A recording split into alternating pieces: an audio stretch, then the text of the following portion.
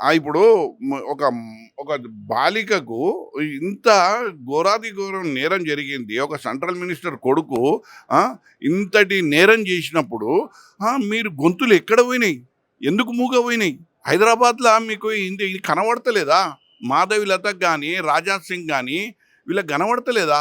హిందూ, హిందూ అంటారు. అరే! ఈ హిందువులే ప్రతి దగ్గర ఇప్పుడు ఉస్మానియాలో బెడ్‌లు దొరకక హిందువులే ఆడ పడిగాపులు కాస్తా ఉన్నారు. ఇవాళ ఉద్యోగం దొరకలేక హిందువులకే ఉద్యోగాలు లేకుండా పోయినాయి. ఈ ఈ ఈ దేశమంతా జరుగుతున్నది హిందువుల మీదనే గదా!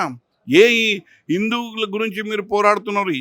జై శ్రీరామ్ అని జెప్పి ఏ హిందువులకు మీరు మేలు జేస్తున్నారు?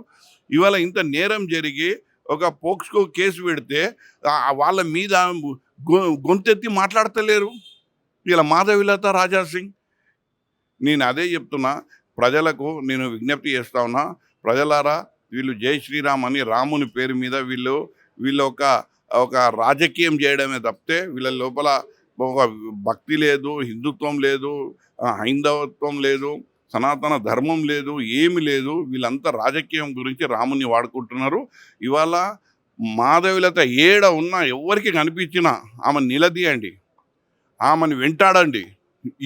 ఈ కేసు మీద పోక్స్‌కో కేసు బండి సంజయ్ కొడుకైనటువంటి భగీరథ్ మీద చ చ ఏదైతే చట్టపరంగా ఏదైనా చర్య తీసుకున్నారు కాబట్టి ఇవాళ ఇప్పుడైనా వచ్చి మాట్లాడమనండి.